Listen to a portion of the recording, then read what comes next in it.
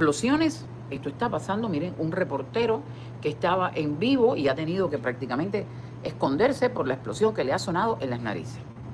Déjenme hablar de este tema porque este tema es complejo y por supuesto va a terminar encima de los hombros de Donald Trump. Como si no fuera suficiente lo que está pasando entre Irán e Israel, entre Irán y Gaza, entre Rusia y Ucrania, no es suficiente. Lo que está pasando en el Congo y Uganda, lo que está pasando, pues se suman los ataques a grupos de minorías en Siria. Ya por supuesto, están culpando a Donald Trump de que está mandando a retirar a las tropas de Israel de Damasco. Tú sales por ahí y empiezas a escuchar, denme like, y pongan en el chat Israel, Siria, empiecen a poner esto en el chat, porque luego haré parte de este video para compartirlo, pero creo que lo más importante es lo que voy a decir ahora, sin temor a equivocarme, porque yo no soy una experta en el tema. Te voy a decir sobre lo que yo sé, lo que yo creo de por qué Donald Trump está llamando a Israel a un cese al fuego. Esto es lo que ha pasado. Al-Jolani ha atacado a estas minorías drusas, es como rusas pero con una de delante, y en inglés es Druze con Z, y ha llamado a atacar a estas minorías.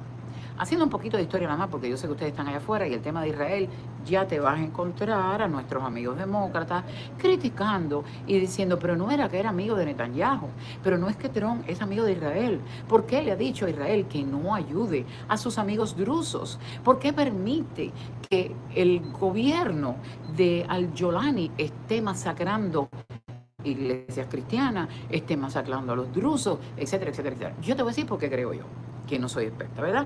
Pero ya vas a oír a gente criticando, porque ciertamente esta mañana el presidente Donald Trump, Israel ha estado atacando a Damasco, ha estado atacando al gobierno de Al-Jolani, ha estado bombardeando, tratando de defender a los cristianos, que son minoría en Siria, y a los drusos, que son minoría en Siria, apoyando a los drusos, que vienen siendo como primos de los judíos, porque en la Biblia se dice que los drusos son descendientes de Moisés. Es decir, los drusos es una minoría que vive en Siria, que vive también en Jordania, que vive en el Líbano, pero que son pro-Israel, amigos de Israel, se sienten primos de Israel según lo explica la propia Biblia. Entonces, ciertamente Al-Jolani han estado atacando a los drusos. Israel defiende al pueblo druso. Hay que decir que hay incluso militares dentro de las fuerzas de defensa de Israel de alto rango que son drusos, de la minoría drusa, y son partes del pueblo de Israel, no solamente que viven en Israel, sino que participan en las Fuerzas Armadas. Entonces es rápido de entender que Netanyahu y que Israel no puede dejar abandonado a una minoría que está siendo atacada brutalmente. Y hay cerca de 150 muertos, han entrado en las aldeas drusas y han acabado de la manera más horrible y sanguinaria que puede ser. También están entrando en las iglesias católicas o cristianas.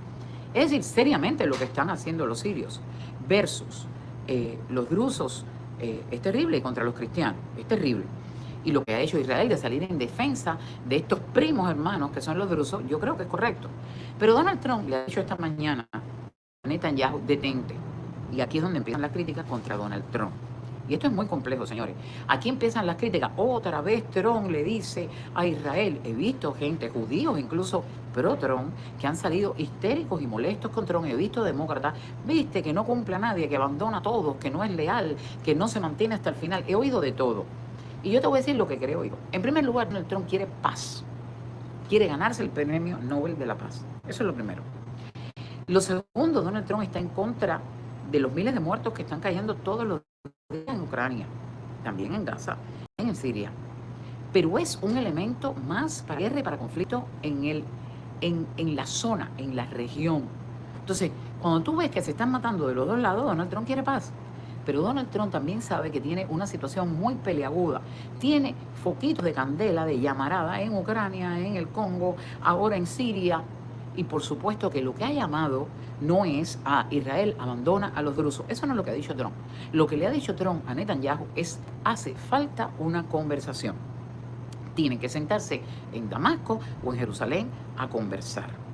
¿Y por qué Donald Trump está haciendo esto? Primero por la paz. Primero porque cunda la conversación y se acaba. Pero además porque hay una situación muy curiosa con Siria. Vamos a hacer un poquito de lo que ustedes y yo sabemos que ha sido Siria. Ustedes saben que Siria ha sido una dictadura, un régimen que primero estaba el padre de Bashar al-Assad, que fue un dictador apoyado, sustanciado sobre todo económicamente por los rusos, por la Unión Soviética. Otros que eran codependientes económicamente, como nosotros, bacterianos, de la ayuda de la Unión Soviética. Luego viene el hijo, que por cierto no quería ser el dictador que hiciera la transición, porque creo que quería estudiar medicina, oculista o lo que estudió, pero el hermano murió, que era el que estaba destinado a ser el dictador, murió en un accidente de auto y le tocó a él. Y se convirtió en un dictador implacable con la ayuda de los rusos también. En algún momento ellos empiezan a tener una ayuda mucho más fuerte que la rusa de Irán. ¿Y por qué a Irán le interesaba Siria? Bueno, porque a los musulmanes radicales fundamentalistas y a los hermanos musulmanes les interesa tener el control de toda la zona, absolutamente de toda la zona. Entonces, Irán empezó a ayudar a Siria y, por supuesto, para crear todos estos grupos terroristas, entre ellos Hezbollah, el más grande y bien conformado y armado por Irán, fuera de Irán, y convirtió a Siria en un campo de batalla donde habían rebeldes de todas las etnias y de todas las tribus, porque estas son tribus, pero Irán apoyó a Siria por apoyar al brazo armado extracurricular de Irán que se llama Hezbollah. ¿Qué sucede y por qué la situación es crítica ahora mismo? Siria, que ha vivido un desmadre, Alepo, una ciudad tan linda que quedó destruida, se llenó de todas estas fracciones, todas estas tribus, todos estos grupos rebeldes, Al-Qaeda, ISIS, etcétera, etcétera, etcétera. Y definitivamente termina con la caída, el desmadre, la huida de Bashar al-Assad. Y eso se ha quedado, como decimos nosotros, al garete. Quien queda en control es al-Jolani. ¿Y qué es lo que hay que entender aquí? Hay que entender que ahora mismo en Siria hay grandes fracciones que se dividen, diríamos, en estos grupos. Los chiitas, los sunitas, los kurdos, los drusos y los cristianos. Los cristianos, los kurdos y los drusos son minoría. Los sunitas no solamente son mayoría, sino que están ahora mismo en el poder, porque al-Jolani es sunita, ha sido un terrorista, todo el mundo lo sabe, nadie lo descarta. Pero ¿por qué Donald Trump conversó con al-Jolani, con un terrorista? ¿Por qué Macron recibió al al-Jolani, un terrorista? Bueno, porque en primer lugar es el que ganó, pero además porque es la mayoría más imponente en Siria ahora mismo son los sunitas. ¿Qué es lo que sucede? Los chiitas no es que sean un grupo menor ni de poca importancia, sino que están desclasificados y están ahora mismo diezmados precisamente al huir al-Assad. Se me olvida el nombre de esta gente de pronto, Bashar al-Assad, ya estos nombres a mí no se me pegan, porque él era chiita, es chiita alawita. Entonces, los chiitas alawitas están como venidos a menos, precisamente porque ha escapado su dictador. ¿Qué sucede y cuál es el problema real que tiene precisamente el terrorista en el poder, al-Jolani? Tiene un problema. Tiene a los kurdos, tiene a los drusos, que son amigos de Israel, y tiene a los chiitas que nunca van a ser amigos de Israel, pero que les convendría un Estado en Siria, amigo de Occidente, que se entendiera con Trump y se entendiera con Israel, porque estarían cuidando sus espaldas. Si ganan los sunitas radicales, los musulmanes radicales y fundamentalistas, los chiitas estarían en una gran desventaja cuando sobre todo ellos han estado en el poder, y entre ese grupo de chiitas están todos los que permitieron que Bashar al-Assad se mantuviera todos estos años reprimiendo y haciendo barbaridades.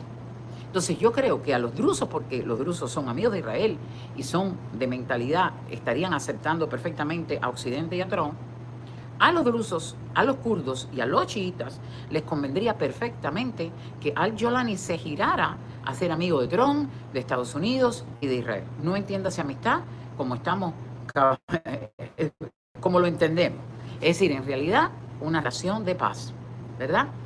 Pero ¿qué es lo que pasa? Que al-Jolani es sunita, al-Jolani viene de ser un terrorista. ¿Y cómo tú vas a ser un terrorista de que todos tus amigos sean lo peor de cada casa, a convertirte de pronto en un mandatario, en un diplomático, en un primer ministro, en un individuo que se va a sentar con los antiguos enemigos, con Occidente? Es complicado.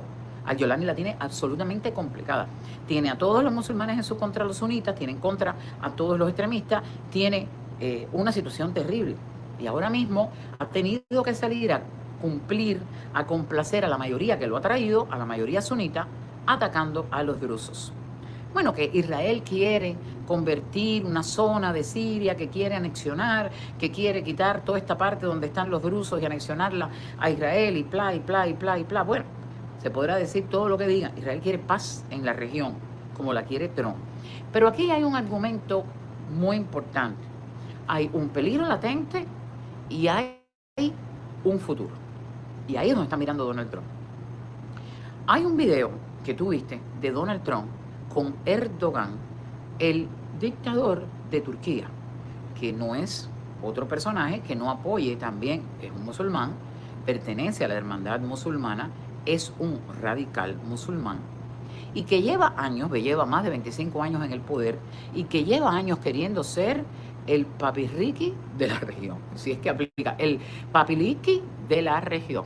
Erdogan, un individuo absolutamente fuerte, porque lo es. Yo he estado en Turquía y tengo que decirte que es un país con extrañezas, donde tú sientes que económicamente ellos están florecientes, aunque tienen una crisis económica ahora mismo fuerte, aunque han tenido incluso manifestaciones en contra de Erdogan, la gente que no quiere que dirija desde el aspecto religioso, sino que siguen queriendo tener un gobierno laico. Acuérdense que Turquía tiene parte de Asia y de Europa y ellos quieren seguir siendo parte de Occidente y de la modernidad. Una cosa muy, muy curiosa lo que viví yo en Turquía, donde viven musulmanes, cristianos, todo el mundo convive allí. Y la realidad es que Erdogan, que es un hombre fuerte, que se ha mantenido 25 años, pero que tiene paz en su país, esa es una realidad, y donde hay una libertad de comercio, etcétera, etcétera, donde han salido en una manifestación, que sí, salieron y reprimieron, pero la gente pudo salir y manifestar, se ha mantenido un equilibrio en Turquía. Pero Erdogan quiere una hermandad musulmana que domine todo. Erdogan quiere que Siria sea musulmana, que sea 100% sunita, que Siria sea parte de esa alianza musulmana.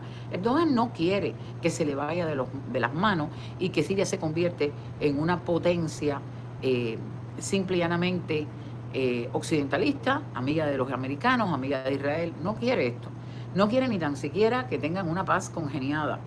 Entonces, Erdogan es un punto interesantísimo aquí, porque aunque no está a las claras, se sabe y se ha dicho siempre y se ha demostrado incluso que Erdogan ha estado apoyando a los grupos sunitas radicales. Señores, hay un remandingo de tribus y además de actitudes y comportamientos tribales en esa zona que podemos estar años tratando de estudiar y de entender esto y no llegamos. Es muy complejo, absolutamente complejo.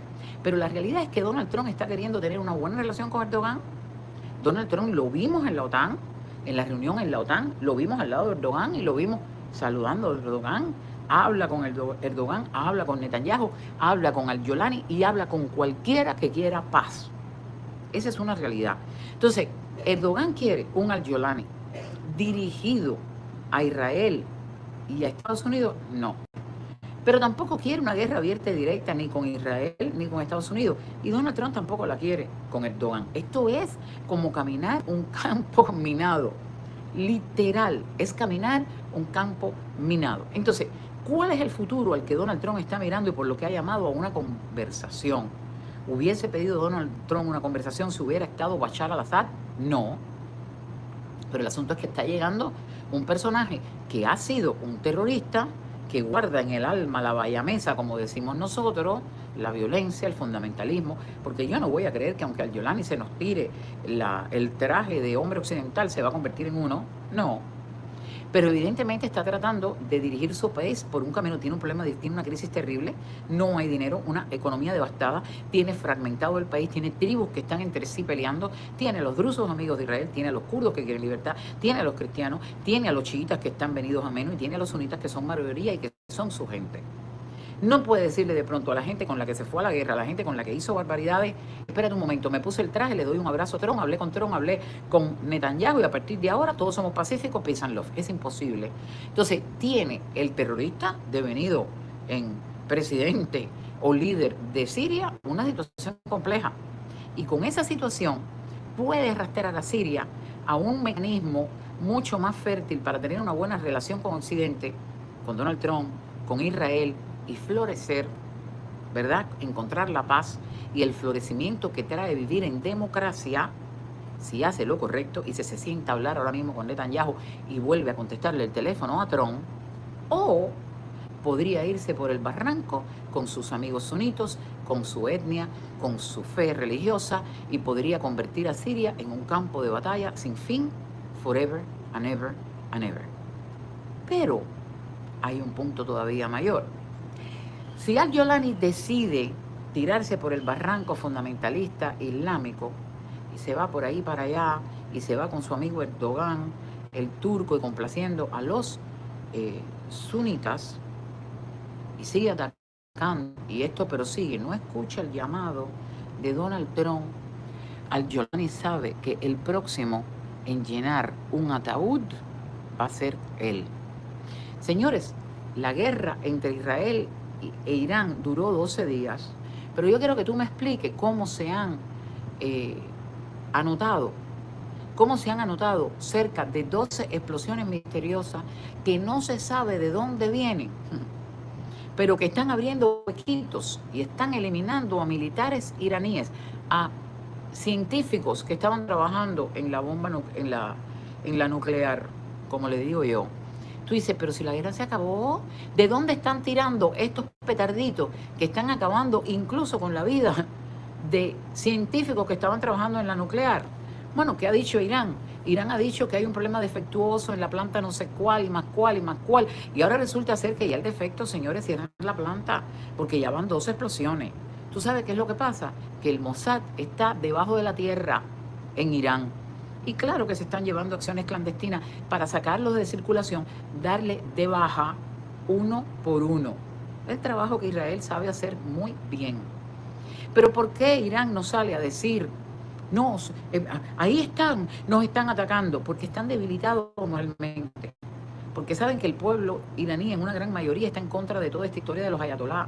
Porque además dejarían en evidencia su debilidad frente a un ejército como el de Israel, en conjunto con un apoyo con Estados Unidos y con Donald Trump. Entonces es preferible decir, se nos ha explotado una plantica, se nos ha reventado una caldera, a decir, están aquí, y que cunda no solamente el miedo, sino la desmoralización por demostrar los flagelos que tiene ahora mismo el ayatolá y todo su sistema.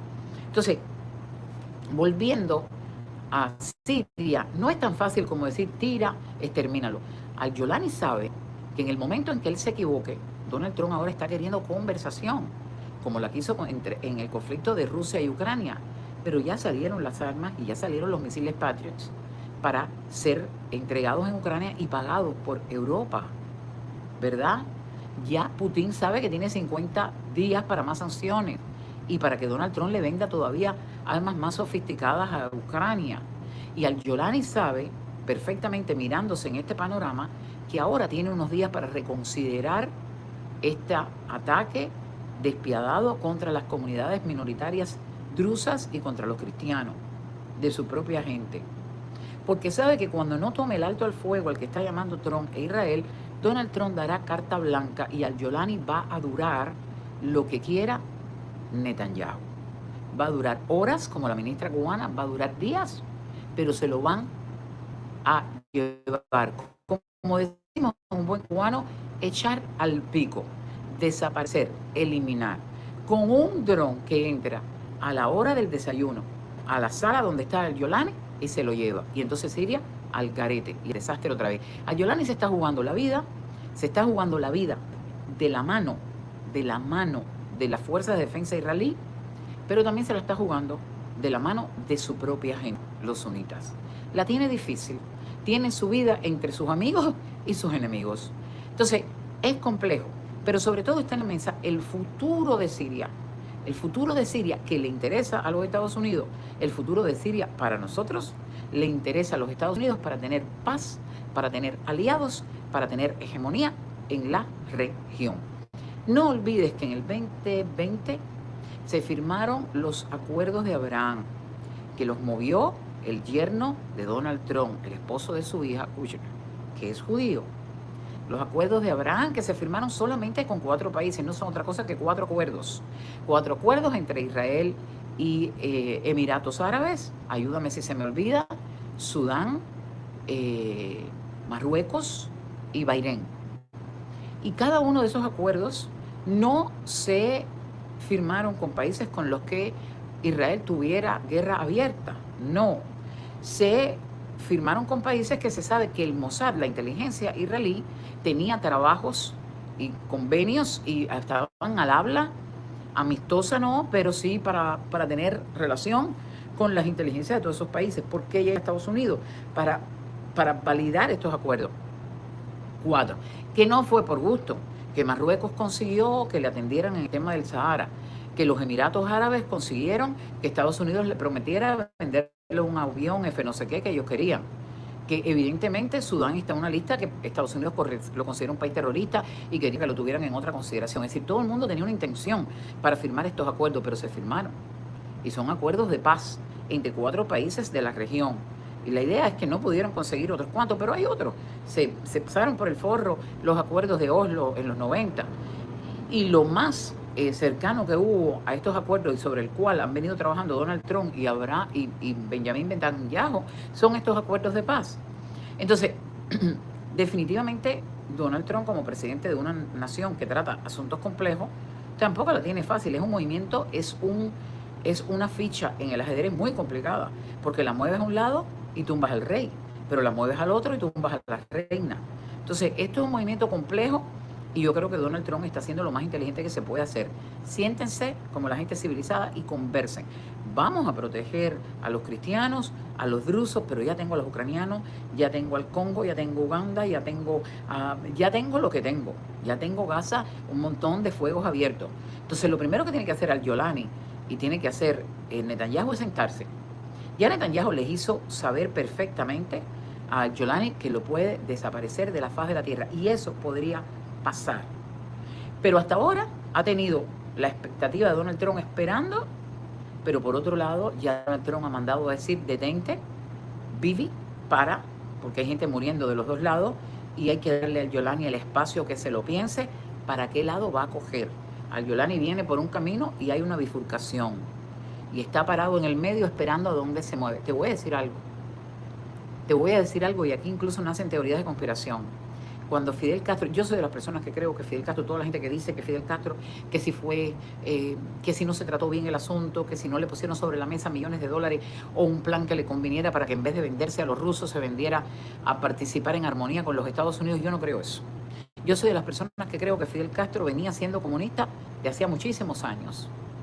Desde que se había reunido con los primeros comunistas cubanos y no cubanos, con el judío Groban, desde que había estado en el Bogotazo de Colombia, era un revoltoso, era un delincuente, era un terrorista, tenía una base total de ser un tipo fuera de la ley y tenía las aspiraciones marxistas.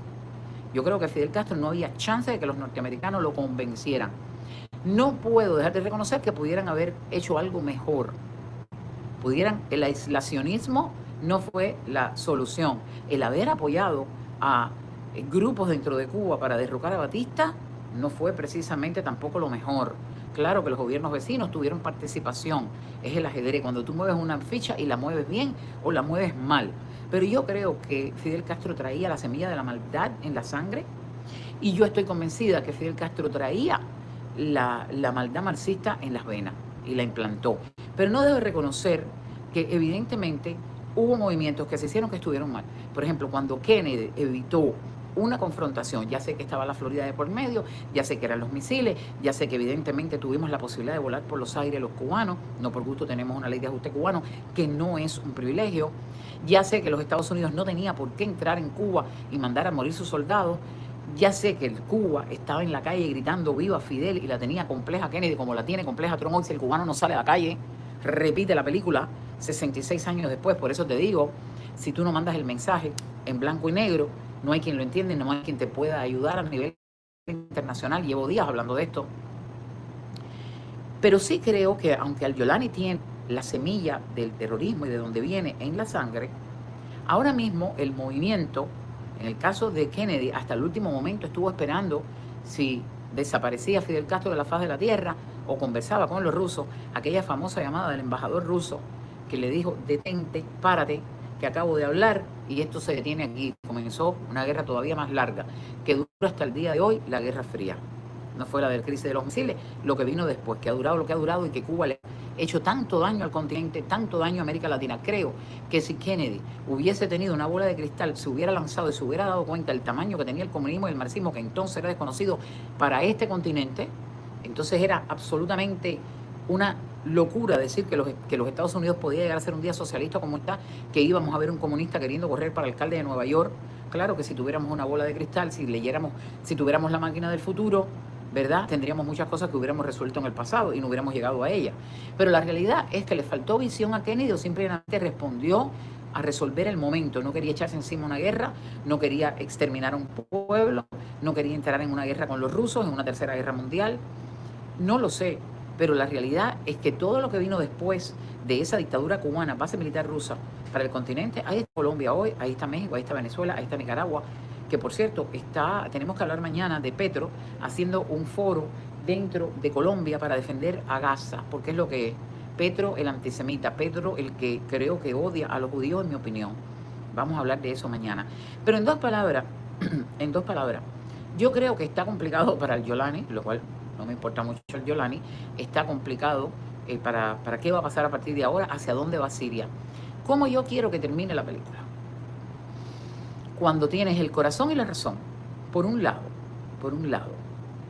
yo no quiero ver muertos, yo no quiero que los drusos, yo no sé nada, yo no conozco un druso, no tengo un amigo druso, yo no quiero que los drusos mueran, yo no quiero que exterminen a los cristianos en Siria, yo no quiero que haya masacres contra tribus, contra pueblos, contra aldeas de gente pacífica. No, yo no quiero eso. Empáticamente, humanamente, no lo quiero. Pero la realidad es que tampoco quiero que Siria vuelva a coger para allá, dice Ariadne. Madrina, qué placer escucharla siempre. Cuánto se aprende bajo la dictadura, libertad para todos los presos políticos.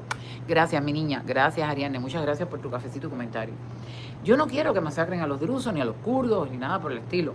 Ni a los cristianos, ni tampoco incluso a los chiitas que no sean culpables del régimen que se cayó. Pero no lo voy a decir. No lo voy a decir, pero yo estoy mirando al futuro. Yo quisiera que Siria entrara por un camino de, si no bien cooperación, de paz con Occidente, que Siria fuera un aliado en la región, que Siria, lejos de venir a echarle fuego, más candela al fuego, se sentara y pudiera marchar por un camino de democracia auspiciado, no digamos dirigido, pero ayudado, conversado y bien planeado con Israel y Estados Unidos. Ese es mi deseo. ¿Qué va a pasar ahora? Habrá que meterle mano. ¿Qué quieres que te diga? Mi deseo es que Siria tenga democracia, que Siria camine en beneficio de una vida plena para todos los sirios, que se recupere el país y que sean aliados, que podamos contar por lo menos con paz en Siria. Y eso lo va a decidir las decisiones que tomen hoy Donald Trump, Netanyahu, Erdogan y al-Yolani. It is what it is.